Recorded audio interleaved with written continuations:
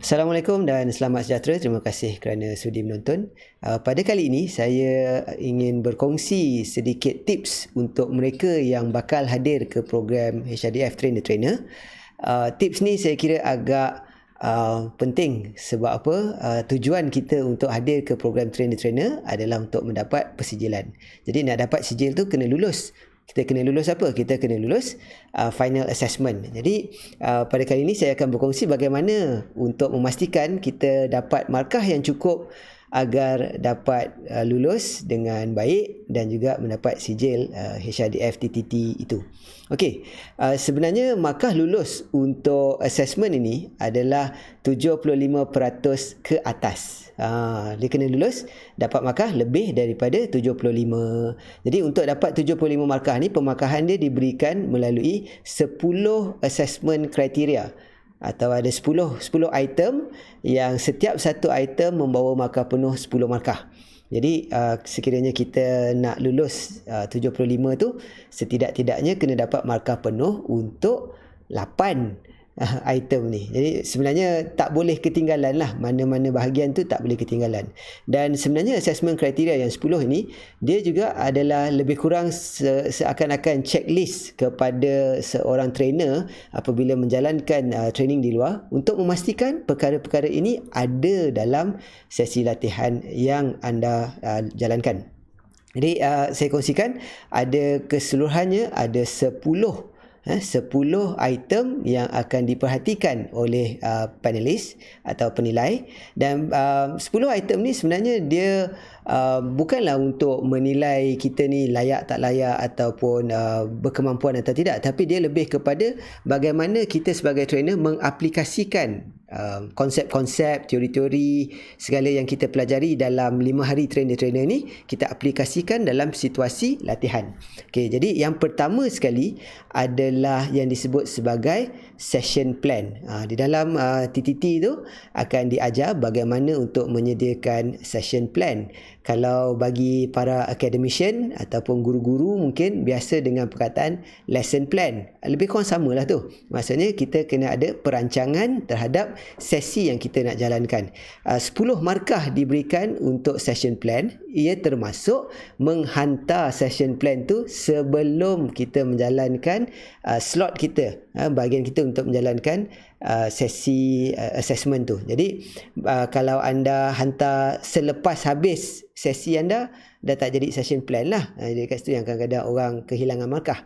Jadi session plan ni dihantar sebelum mula.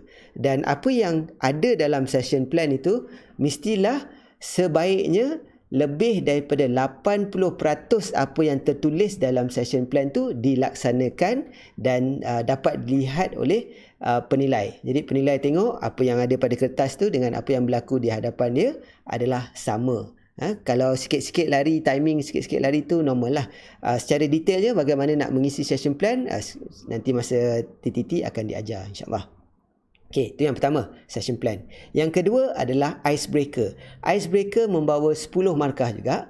Icebreaker yang baik adalah icebreaker yang membuatkan topik itu boleh diperkenalkan dengan smooth.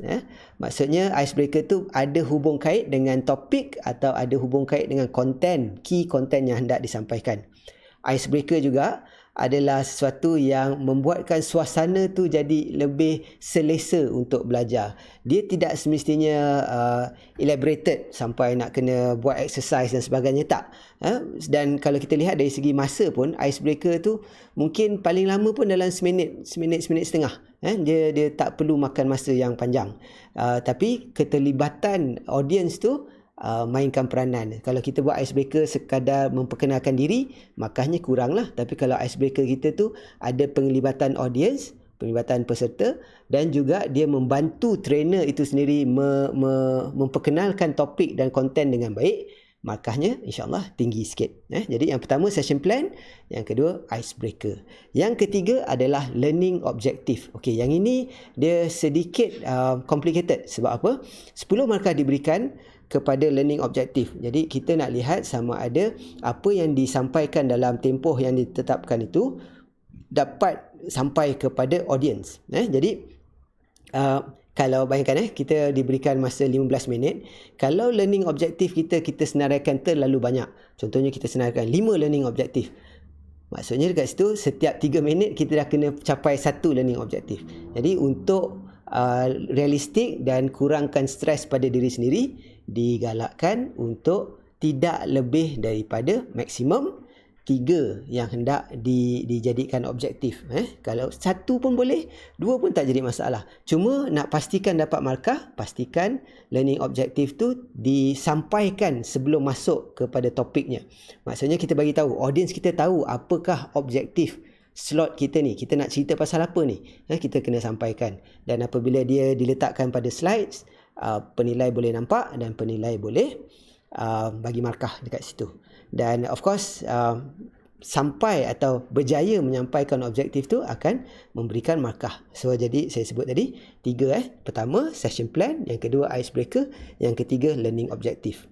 Yang keempat adalah well structured content. Apabila kita merancang slot kita itu, sesi kita itu dalam tempoh 15 minit biasanya, pastikan struktur penyampaian itu atau struktur konten yang hendak disampaikan itu adalah dalam bentuk yang dibuat dengan kemas. Okay, biasanya saya syorkan bahagian awal kita berikan sedikit overview apa yang bakal berlaku, apa yang bakal disampaikan. Seterusnya kita bercerita sedikit untuk dapatkan buy-in peserta, penonton, audience.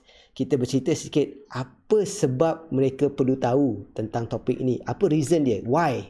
Okay. Yang ketiga adalah main content, dan disebabkan faktor masa kat sini, main content kita tak perlu banyak, 3 ke 5 cukup. Maksudnya kalau 3 ke 5 tu setiap beberapa minit satu key point atau key content. Dan yang terakhir sekali, dalam well structured content ni pastikan kita ada rumusan dan kesimpulan penutup dia. Jadi ada 4. Jadi kalau kita ada struktur yang kemas, masa tu insya-Allah dapat disampaikan dengan baik. Dan sebenarnya dia berkait rapat dengan session plan. So kalau kita merancang sesi kita dengan baik atas kertas, jadi sepatutnya dia akan diterjemahkan juga dalam penyampaian. Jadi sebenarnya kalau well structured content kita ni kurang kemas, dia akan kacau, ataupun dekat session plan tadi kita tak rancang dengan baik, dia akan kacau dekat sinilah. Okay, so iaitu yang keempat. Kita ada tadi session plan, icebreaker, learning objective dan well structured content. Kalau dapat markah penuh, dah 40 dekat sini. Yang kelima, item yang kelima iaitu audio, visual dan delivery techniques. Audio, visual and delivery techniques. Dekat sini kita akan nilaikan 10 markah penuh tu akan dinilaikan berdasarkan penyampaian. Penyampaian ni, adakah kita menggunakan training aids yang pelbagai. Ada slides, ada tulis dekat whiteboard, ada tulis dekat flip chart, ada handouts. Jadi kepelbagaian itu yang akan memberi peluang untuk dapat markah yang lebih. Okay. Teknik juga mereka peranan, maksudnya tidaklah bergantung pada lecture saja. Ada sedikit interaktif, sebagai contoh ada sedikit exercise. Jadi kat sini kalau anda lihat sebenarnya portion dia 10 markah tu agak sikit lah, tapi ia penting. Kalau tak dapat cukup markah, kuranglah markah. Dan seperti yang saya kata, perlu dapat 75 ke atas. Markah kena 75 ke atas. Jadi seandainya kita dapat 7 markah untuk kesemua 10 item ni pun tak lulus juga. Jadi kita kena cuba untuk pastikan kita dapat markah 8 ke atas untuk setiap item. Okay, jadi yang kelima, session plan, icebreaker, learning objective, well structured content, dan yang kelima tadi audio, visual dan techniques, props apa semua. Yang itu masuk markah dia dekat sini. Yang seterusnya, 5 yang selepas ini, iaitu yang pertama adalah yang keenam adalah session flow. Session flow ni kita nak lihat betapa kemasnya perjalanan slot kita tu. Maksudnya daripada satu topik ke satu topik yang lain, pastikan dia tak tersangkut-sangkut. Maksudnya dia lancar. Jadi dekat sini kalau kita familiar dengan topik tu dan kita tahu macam-macam, kita dah adalah subject matter expert kepada topik tu, sepatutnya tidak ada masalah. Kita boleh rancang perjalanan dari satu konten ke satu konten tu dengan kemas. Dekat situ juga markah akan diberikan kepada pace. Pace, bagi mereka yang biasa berlari, dia tahulah pace ni maksudnya setakat mana kita boleh maintain satu-satu level.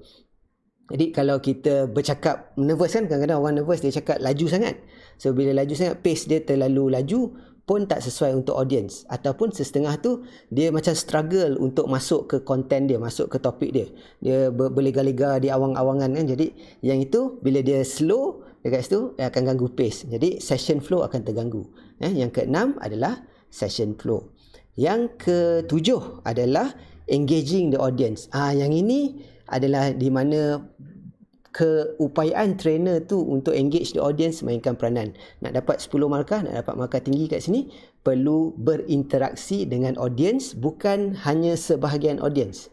Dia yang biasa berlaku ni kadang-kadang bila kita nervous, kita tahu kita dinilai, kita hanya bercerita atau bercakap dengan 1-2 orang je dalam audience tu. Sebab kita selesa dengan dia, kawan kita kan, kita bersembang dengan dia. Kita lupa lagi 2-3 orang dekat sebelah sini bilik latihan tu. Jadi dekat sini kita kena engage the audience. Dan salah satu cara yang paling mudah untuk engage the audience ialah kita jangan banyak bercakap atau kita hanya bercakap saja. Kita perlu engage. Kita perlu tanya soalan. So jangan berikan bulat-bulat, mungkin kita kena tanya sikit. Contohnya benda tu obvious, kita tanya, okey, siapa ada pengalaman buat yang ini, atau apa agaknya pendapat tentang hal ini. Okey, kita throw back kepada audience. Jangan kita saja bagi dan dia tak ada engagement. Dan yang satu lagi yang paling penting kat sini, apabila kita cuba untuk engage the audience, pastikan kita cuba engage, tanya soalan yang orang tahu jawapan. Contohnya kita tanya, apa khabar hari ni? Orang tahulah jawapan dia, khabar dia baik. Tapi kalau kita tanya soalan seperti, tahu tak apa yang saya akan sampaikan pada pagi ini? Siapa nak tahu kan? Kita je yang tahu. Jadi dekat situ, engaging the audience, perlu ada pemahaman tentang setakat mana audience familiar dengan topik ni. Sebab tu dia berkaitan dengan modul TNA tadi sebenarnya. Okey, itu yang ke-7. Yang ke-8 adalah effective handling of questions. Dan yang ini dia macam bahaya sikit. Ramai orang kehilangan markah dekat sini. Sebab effective handling of questions adalah markah diberikan kepada bagaimana trainer itu menjawab soalan. Kalau tak ada soalan sepanjang slot dia, macam mana penilai nak tengok cara dia menjawab soalan? Betul tak? Jadi dekat situ perlu ada soalan. Jadi macam mana nak ada soalan ni? Kalau topik itu terlalu mudah untuk audience tak ada apa nak tanya sebab dah faham? Tak? Tapi kalau topik itu terlalu asing kepada audience pun dia orang tak tahu nak tanya apa sebab tak pernah dengar, tak biasa. Jadi dia akan tak ada soalan. So kita sebenarnya kena faham audience kita dan kita kena cari range yang sesuai dengan dia supaya ada sedikit interaksi. Maksudnya ada elemen of familiarity, pada masa yang sama ada elemen baru yang akan trigger mereka untuk bertanya soalan. Dan apabila bertanya soalan, barulah datang bahagian kita menjawab. Dan cara kita menjawab tu perlu mengikut teknik-teknik yang telah diajarkan dalam modul delivery. Jadi dekat situ aplikasi lah kita nak tengok. Masalah selalu berlaku ialah terkejar-kejar masa, tak sempat ambil soalan. So tak ada soalan, tak ada markah lah. Yang tu yang ke-8. Yang ke-9 dan ke-10 ada sedikit macam sama tapi sedikit berbeza. Yang ke-9 adalah summarize the session. Yang ke-10 adalah review outcome.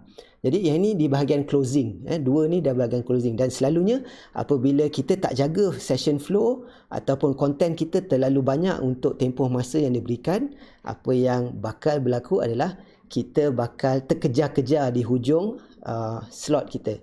Jadi bila terkejar-kejar, kadang-kadang tak sempat ambil soalan, kurang markah atau tak ada markah kat situ.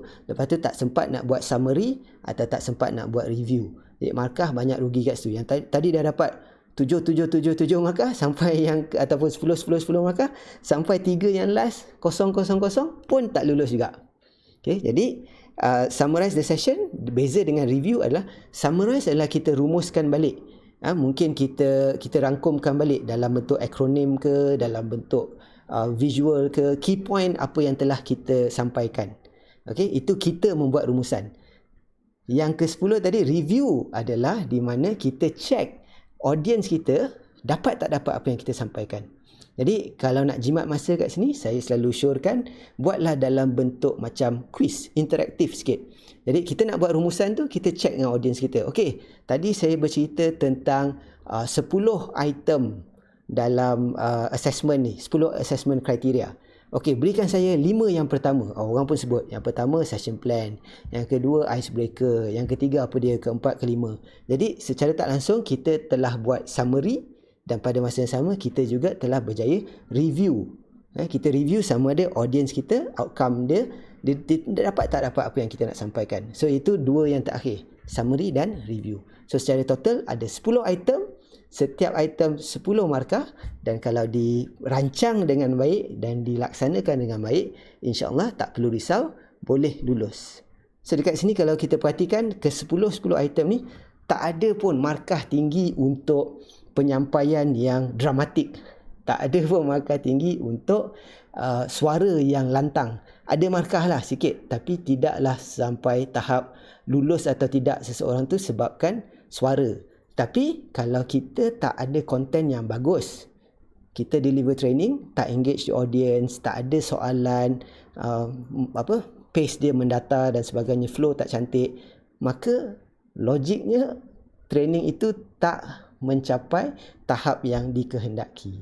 So dekat situ kalau ramai orang kata trainer-trainer ni bukan dia ajar semua, memang dia tak ajar semua, tapi dia adalah macam saya sebut, dia baseline kepada quality training yang kita nak capai. So 10 item ni bukan nak mendiskriminasikan sesiapa, dia sebenarnya membantu kita untuk pastikan walaupun dengan kekurangan yang mungkin kita ada, kalau kita buat 10-10 ni, insya-Allah training kita boleh jadi berkesan.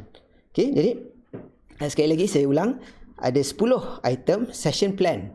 Nak buat sesi latihan kena ada perancangan yang terperinci.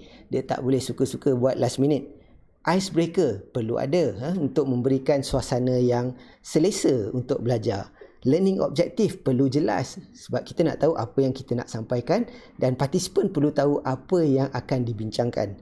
Well structured content, maksudnya perancangan tadi termasuklah perancangan dari segi apa yang akan berlaku, bagaimana transition antara satu modul ke satu modul yang lain.